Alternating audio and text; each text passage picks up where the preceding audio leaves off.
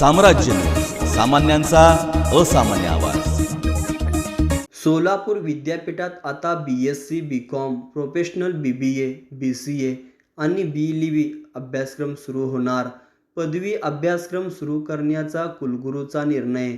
12वी उत्तीर्ण विद्यार्थ्यांना थेट प्रवेशाची सुवर्ण संधी।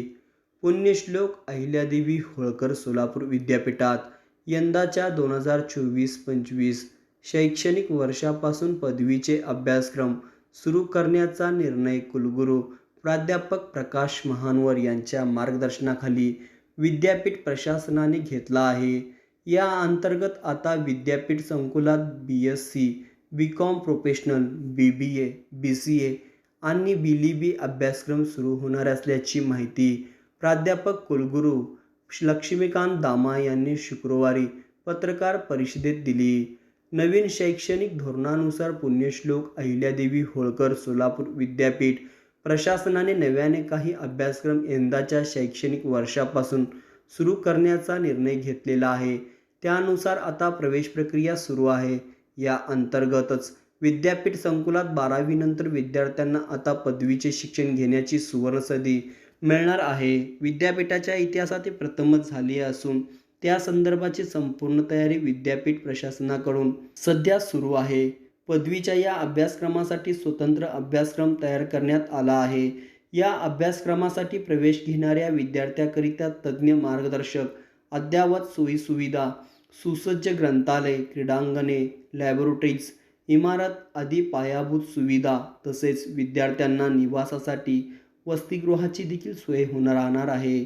विद्यापीठ संकुलात BSc BCom professional BBA BCA आणि BLB अभ्यासक्रमासाठी थेट प्रवेशाची प्रक्रिया सुरू आहे। पदवीच्या या अभ्यासक्रमासाठी विद्यार्थ्यांची नोंदणी सुरू झाली आहे। 22 मे पासून ही नोंदणी सुरू असून याकरिता विद्यार्थी व पालकांना विद्यापीठास भेट देता येणार आहे। तसेच विद्यापीठाच्या www.sus.ac.in संकेतस्थळावरून देखील अधिक माहिती घेण्यात येणार आहे।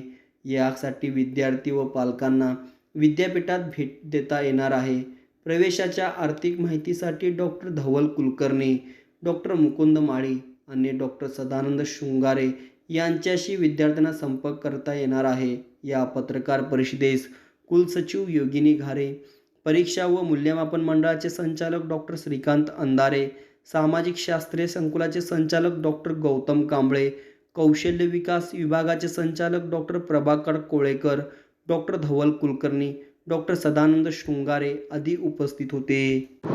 सर, गुणवत्ता तर अत्यंत चांगल्या पद्धतीने आहे, कारण मी सुद्धा ह्या सोलापूरमध्ये शिकलेलो आहे आणि नंतरनं PhD झालं, सगळं झालं, आता इथंपर्यंत येऊन पोचलेलं आहे।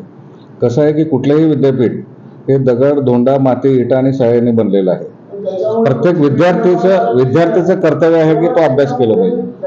आपल्याला एक करता येईल की बाबा आता तुम्ही म्हटल्याप्रमाणे आपण जे आता विद्यापीठामध्ये जे काही टीचरची संख्या आहे ते आता वाढण्यासाठी वरती शासनाकडे सतत आम्ही मॅडम प्रयत्न करत आहोत। माननीय कुलगुरू महानवर सरांनी पण प्रयत्न करत आहेत की जास्तीत जास्त जर परमनंट टीचर आपल्याकडे आले तर त्यांची salary as per UGC scale जर झाली तर तिथं शिकवण्याची गुणवत्ता सुद्धा वाढेल। कारण इथं आपण काय करू लागलो की अमाऊंट कमी असल्यामुळं ते थोडंसं त्याच्यामध्ये सुद्धा अडचणी येणार आहेत, नाही असं नाही।